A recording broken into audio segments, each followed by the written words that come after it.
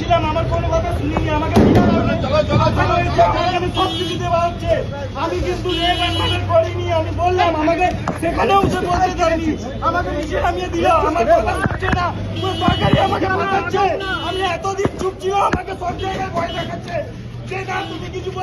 প্রথম আমি একটা জিনিস যেটা সঞ্জয় রায়কে নিয়ে আমি বরাবরই বলে এসেছি, সেটা হচ্ছে কখনো কেউ চোরও যদি চুরি করে কোনোদিনই সে বলবে না যে আমি চুরিটা করে এসেছি। সমানভাবে সঞ্জয় রায় যেই বিষয়ে অভিযুক্ত, বা সঞ্জয় রায় তো খুনি এবং রেপিস্ট, এটা তো আমাদের সকলের কাছে ক্লিয়ার। কারণ সঞ্জয় রায়কে 24 ঘন্টার মধ্যে পুলিশ যখন ধরে, তার পরবর্তীতে সেই জিনিসটা আরও ক্লিয়ার হয়ে ওঠে সিবিআই এর মানে যেই রিপোর্টটা দ্বারা, যে জিনিসটা তারা সুপ্রিম কোর্টে বা কোর্টে প্রদান করেছিলেন।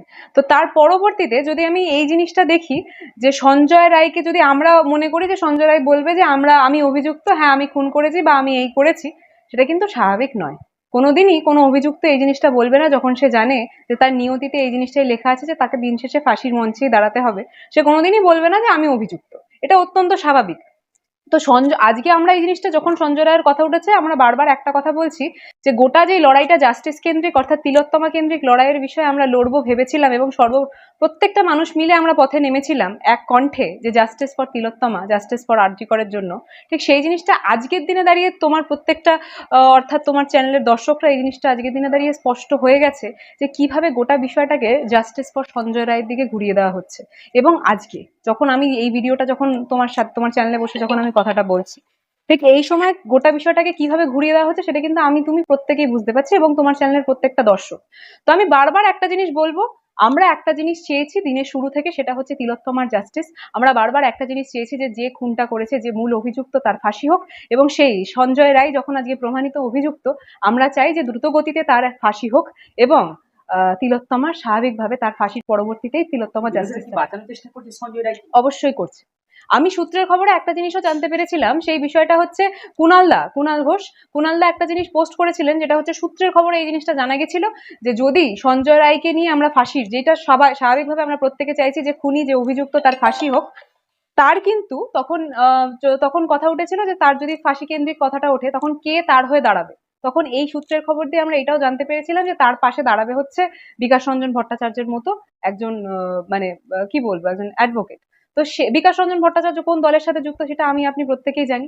তাহলে বাঁচানোর চেষ্টা তো হচ্ছে বটেই। তার পরবর্তীতে যদি আমি তন্ময় ভট্টাচার্য বাবুর কথাটাও বলি, সেই জিনিসটাও তো আমাদের প্রত্যেকের মুখের সামনে ক্লিয়ার, স্পষ্ট, খুব কাচের মতো স্পষ্ট, যে যেই মানুষগুলো জাস্টিসের কথা বলেছে সেই মানুষগুলোই কিন্তু পরবর্তীতে এইসব কেন্দ্রিক বিষয় জড়িয়েছে, এবং তাদেরকে আমরা এই বিষয় দেখেছি। অর্থাৎ যেই মেয়েটা, যে জার্নালিস্ট বন্ধুর সাথে এরকম একটা ঘটনা ঘটে, এবং ও রীতিমতো যখন ভিডিওটা করছিল ওর কণ্ঠটা কেঁপে উঠছে যে এমন একটা ঘটনা ওকে শিকার হতে হয়েছে।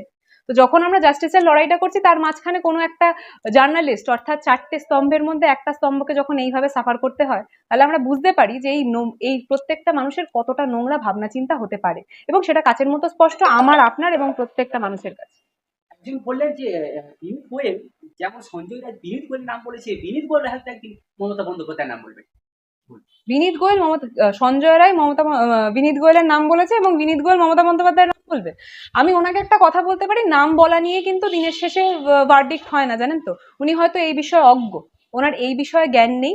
আমি তাকে একটা কথা বলতে পারি, যে এই বিষয়টা যখন আমরা তার আগেও দেখেছি, একে অপরের উপর দোষ ঠেলে দেওয়ার চেষ্টা হচ্ছে। দোষ ঠেলে দেওয়ার বিষয়টাই নয়। সঞ্জয় রায় যখন ধরা পড়ে, তার পরবর্তীতে এই জিনিসটা আজকে কিন্তু প্রমাণিত, এবং সেই জন্যই হয়তো সঞ্জয় রায়কে আমরা দোষী বলছি, সেই জন্যই সঞ্জয় রায়কে আমরা রেপিস্ট বলছি, সেই জন্যই সঞ্জয় রায়কে আমরা খুনি বলছি। কে মুখে কি বললো সেই জিনিসটাতে তো কেউ সত্যি কারোর গায়ে কালি উঠে আসে না, তাই না? আগে সেই জিনিসটা প্রমাণ হোক, তার পরবর্তীতে।